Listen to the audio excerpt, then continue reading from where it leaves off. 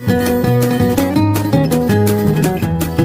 Students, आज अपने इस वीडियो में करेंगे आपकी क्लास 10th प्रोबेबिलिटी चैप्टर का क्वेश्चन नंबर 22, जिसके अंदर आपको बोला गया है कि रेफर टू एग्जाम्पल 13, यानी जो आपकी बुक का एग्जाम्पल 13 दिया है उसके अंदर आपको एक डाइस को 2 टाइम टॉस करके दिया हुआ था। तो वहां से आपको उस एग्जाम्पल को देखना है और कंप्लीट द फॉलोइंग टेबल, और इस टेबल को कंप्लीट करना है। तो जिसके बारे में इस टेबल को बनाने के लिए मैं आपको ऑलरेडी पहले ही बेसिक वीडियो के अंदर बता चुका हूँ कि जब आप किसी डाइस को थ्रोन करते हो तो उसकी प्रोबेबिलिटीज क्या क्या आती हैं। तो मैंने बताया था आपको बेसिक में कि ऐसे 1 2 3 4 5 इधर 6 तक काउंटिंग लिखेंगे और इधर 1 2 3 4 5 6 तक काउंटिंग लिखेंगे, और यहाँ पर इस 1 के लिए और इस 1 के लिए 1 1 लिख देंगे, इस 1 और 2 के लिए 1 2 लिख देंगे, 1 और 3 के लिए 1,3 लिख देंगे, ऐसे ही 1 और 4 के लिए 1,4 लिख देंगे। तो इस तरीके से अपन ने ये टेबल बेसिक वीडियो में बनानी सीखी थी। तो अब इस टेबल की हेल्प से अपन इस क्वेश्चन को सॉल्व करेंगे। ओके, तो यहाँ पर आप देखिए, सबसे पहले हमें बोल रहा है कि यहां पर होना चाहिए इवेंट का सम ऑन 2 डाइस, यानी 2 डाइस है उनका सम कितना होना चाहिए। अगर 2 हो, क्या हो 2, तो उसकी प्रोबेबिलिटी 1/36 आनी चाहिए। तो आप इस टेबल को देख सकते हो कि जैसे यहां पर देखिए ये आपका 1 है और ये 1 है, इसका आउटकम्स आपका कितना है 1,1, यानी 1 और 1 को ऐड कर दें तो कितना आता है अपना 2 आता है, यानी कि 1,1 सिर्फ इसके अंदर एक ऐसा नंबर है पूरी टेबल में जिसका सम ओनली 2 आएगा, इसके अलावा कोई नहीं है। तो यानी एक बार होने से फेवरेबल तो अपना हो जाएगा 1, और टोटल अपने कितने हैं, टोटल में 36 है, यानी 1/36 यहाँ पर इसका आंसर रहता है। वहीं अगर अपने को यहाँ सम लेना हो 3, तो ऐसे में फिर अपने इस टेबल की हेल्प लेंगे और यहाँ पर देखेंगे तो ऐसे नंबर कौन कौन होंगे, एक तो होगा 1,2 और एक होगा 2,1, यानी 2 आउटकम्स ऐसे फेवरेबल में मिलेंगे जिनका सम कितना आएगा 3 आएगा। तो अपन इसका आंसर करके देखते हैं। देखिए, जैसे मान लीजिए अपने को करना है क्वेश्चन नंबर 22 और इसका फर्स्ट पार्ट। तो सबसे पहले मैंने लिखा total number of possible outcomes, possible outcomes कितने हैं 36 हैं, कितने हैं 36, तो मैंने यहाँ पर 36 लिख लिए। उसके बाद में आपके यहाँ पर जो पूछा गया है फर्स्ट पार्ट में, तो 3 का सम देखना था, किसका 3 का, यानी 1,2 और 2,1 are the favourable events of getting the sum 3, यानी 1,2 और 2,1 ऐसे 2 फेवरेबल इवेंट्स हैं जिनका सम 3 आएगा। तो इसकी प्रोबेबिलिटी यहाँ लिख देते हैं, P लिखा, ब्रैकेट में सम लिखा और फिर लिख दिया 3। तो ये कितना आ जाएगा, यानी 2 टाइम था, तो अपन यहाँ पर लिख देंगे 2 और अपॉन में टोटल आपका कितना है, तो टोटल यहाँ पे मैंने बताया है कि 36 है, तो यानी अपॉन में आ जाएगा 36। तो यहाँ पर अपन इनको कैंसिल कर देंगे तो यह आ जाएगा 1/18। सेम ऐसे ही आगे पूछा है कि जिसका सम कितना है 4।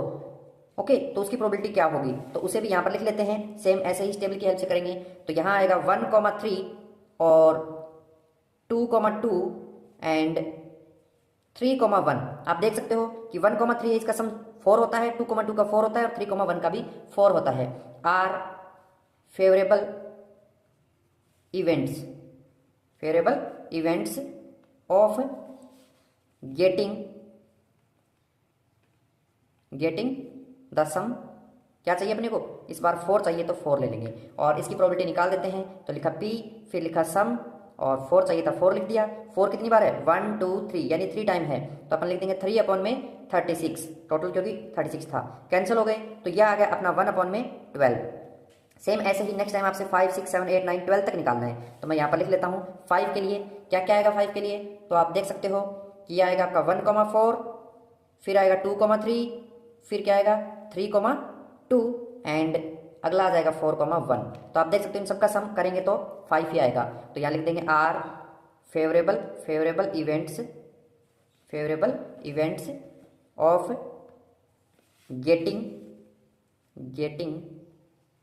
द सम 5, अपने को 5 चाहिए था सम, तो यहाँ पर इसकी प्रोबेबिलिटी लिख देंगे, P लिखा, सम लिखा और 5 का निकाला इसलिए 5 लिख दिया। तो 5 अपना 1 2 3 4, यानी कितने टाइम है 4 टाइम है, तो यह आ जाएगा 4/36।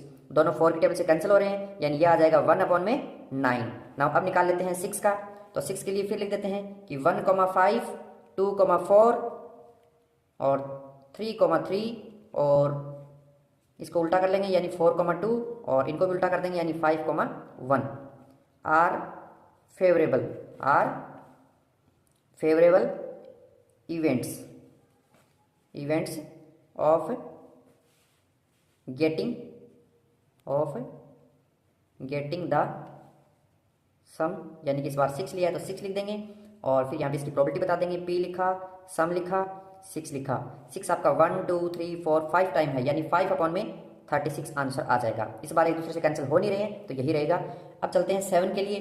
तो यहाँ पर 7 का आएगा 1,6, 2,5 और 3,4 और 4,3। इसको उल्टा कर दिया, यानी कि ये आ जाएगा 5,2 और ये आ जाएगा एंड 6,1, जिनका सम करें तो 7 आता है। Are the favourable, are the favourable, ठीक है, इवेंट्स ऑफ गेटिंग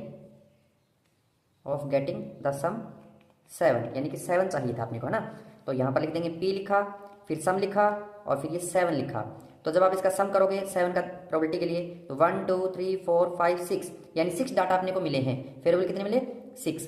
तो अपन यहाँ पर लिख देंगे 6 अपॉन में टोटल यानी 36, कैंसिल हो गया। 1 अपॉन में क्या आ गया? 6 आ गया।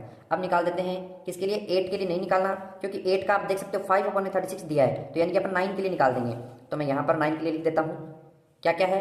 तो 9 के लिए आपका एक तो है 3,6, दूसरा है आपका 4,5, नेक्स्ट है आपका 5,4, फिर नेक्स्ट रहेगा एंड 6,3, ठीक है। Are the favourable events of getting the sum. इस बार अपन ने क्या लिया? 9 लिया तो 9 लिख लेंगे। फिर P लिखा, सम लिखा और 9 की प्रोबेबिलिटी तो 9 लिख लेंगे। 9 आपका 1 2 3 4, यानी 4 टाइम फेवरेबल दे रहा है, यानी 4 अपॉन में 36। कैंसिल हो रहे हैं दोनों के दोनों 4 से, यानी 1 अपॉन में क्या आ जाएगा? 9 आपकी प्रोबेबिलिटी आ जाएगी। अब निकाल देते हैं 10 के लिए। तो 10 का आएगा आपका 4,6 और 5,5 और 6,4, यानी उल्टा हो जाएगा ये फर्स्ट वाले का। तो are the favourable events of getting the sum 10, यानी 10 का जो प्रोबेबिलिटी उसके लिए आएगा P, फिर सम और फिर 10 को ले लिया। तो 10 आपका 1 2 3, यानी 3 टाइम है तो 3 अपॉन में 36, दोनों कैंसिल हो रहे हैं, यानी 1 अपॉन में 12 आ गया। अब अगला निकाल देते हैं 11 के लिए, जो कि है आपका 5,6 एंड 6,5, 2 ही टाइम है जिनका सम 11 आ रहा था। तो अपन लिख देंगे are the favourable events of getting the sum. कितना लिया इस बार? अपने सम लिया है 11, तो 11 लिख लेंगे। तो यहाँ पर प्रोबेबिलिटी लिख देते हैं P, फिर ब्रैकेट में सम, 11 को लिख लिया। और 11 का सम अपना कितना आया है? 11 अपना 2 टाइम है, यानी कि यहाँ आ जाएगा 2 अपॉन में 36, दोनों 2 की टेबल से कैंसिल हो रहे हैं, यानी 1 अपॉन में 18 यहाँ पर आ जाएगा। तो इस तरीके से अपन इस कंप्लीट टेबल को फिल कर सकते हैं। यानी कि पहला आया था अपना 1 अपॉन में 36 2 के लिए, 3 के लिए कितना आया था? तो 3 के लिए आप देख सकते हो 1 अपॉन में 18 आया है, तो अपन यहाँ पर 1 अपॉन में 18 लिख देंगे। फिर उसके बाद में 4 जो है इसके लिए कितना आया था अपना डाटा? तो 4 के लिए आप देख सकते हो कि अपना डाटा जो है 1 अपॉन में 12 आया है, तो यहाँ पर 1 अपॉन में 12 लिख देंगे। फिर 5 जो है इसके लिए आपका कितना आया? तो आप देख सकते हो 5 के लिए 1 अपॉन में 9 है, यानी कि 1 अपॉन में 9 फिल कर देंगे। फिर 6 है, तो 6 के लिए आप देख सकते हो कि यहाँ पर 5 अपॉन में 36 आया था, P सम जो था, यानी 5 अपॉन में 36। सेम फिर 7 के लिए, तो जब 7 के लिए देखेंगे सम ऑफ 7, यानी 1 अपॉन में 6 था, तो यहाँ पर 1 अपॉन में 6 लिख देंगे। 8 का ऑलरेडी अपने को गिवन किया था। 9 का जब अपने निकाला तो 9 का आपका क्या आया है? 1 अपॉन में 9, है ना। तो यहाँ पर लिख देंगे 1 अपॉन में 9। और फिर 10 का, तो 10 का आप देख सकते हो कि 10 का आप 1 अपॉन में 12 लेकर आए थे, है ना। तो यहाँ पर 1 अपॉन में 12 लिख देंगे। और फिर आ गया आपका 11 को आप देख सकते हो कि 1 अपॉन में क्या है आपका? 18 आया है, यानी यहाँ लिख देंगे 1 अपॉन में 18। तो आप इस टेबल को ध्यान से ऑब्जर्व करोगे तो फर्स्ट टाइम जो 2 का आया था यानी 1 अपॉन में 36, वही आपका 12 का है यानी 1 अपॉन में 36। जब आपका 3 का जो है 1 अपॉन में 18, वही 11 का है 1 अपॉन में 18। 4 का है 1 अपॉन में 12, तो आप यहाँ देख सकते हो कि 10 का 1 अपॉन में 12 ही है।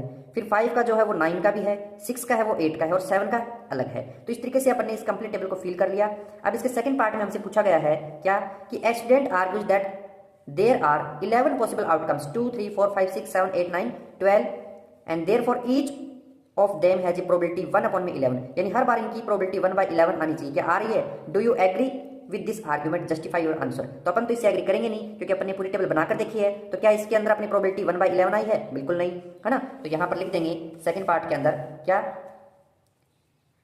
No, because the outcomes comes 11. Different, some are not equally likely. तो ये रहेगा अपना आंसर 23 का। ओके।